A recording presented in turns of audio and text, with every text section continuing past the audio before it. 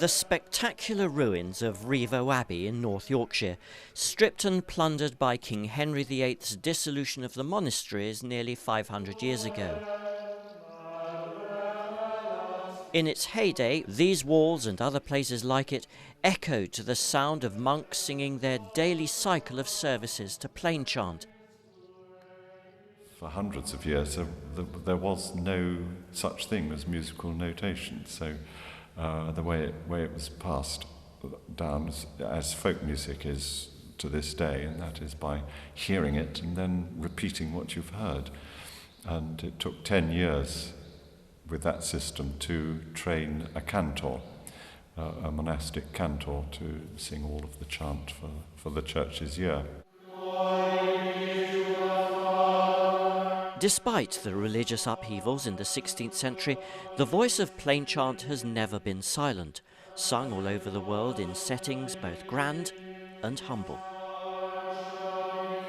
Apart from his work on the RSCM Guide to Plainchant, John Rowlands-Pritchard also runs workshops on the art of Plainchant singing.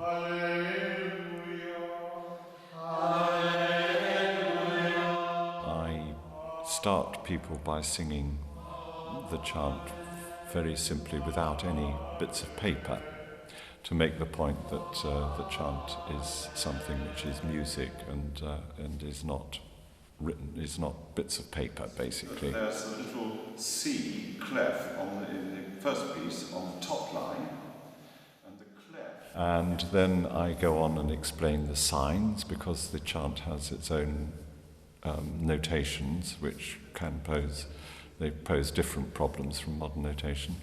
And then I get people to sing. Mainly it's done through singing. Hallelujah. You can hear the semitone. Shall we sing that then? And Hallelujah. Good.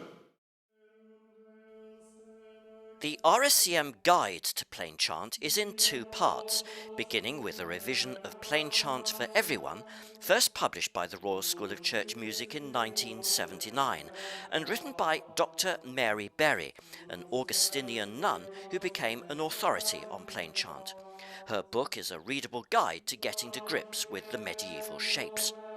Mary Berry founded the Schola Gregoriana of Cambridge, and John Rowlands-Pritchard himself was a member. She resolved to devote her life to the practice and the preservation, the passing on and the teaching of chant. And she devoted the rest of her life thereafter to workshops, days, residential courses and such like. The second part of the book, compiled by John, is an anthology of plain chants in both English and Latin, ranging from hymns and psalms to sung settings of the Mass and short responds. He thinks plain chant is now enjoying fresh opportunities since the 1960s. We can now use the chant in various different ways. Some communities can try and use it as their only music, and others can use individual pieces as we would use other music. It is, after all, our original music. It is the earliest music which we have.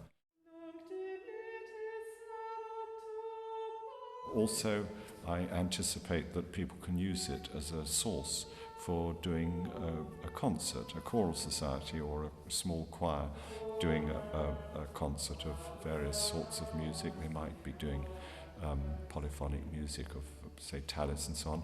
Why not do one of these pieces from the anthology as a substantial piece of music, because they are real music, these pieces. They're composed by our ancestors. And there's extreme and underused musical beauty in the unison line.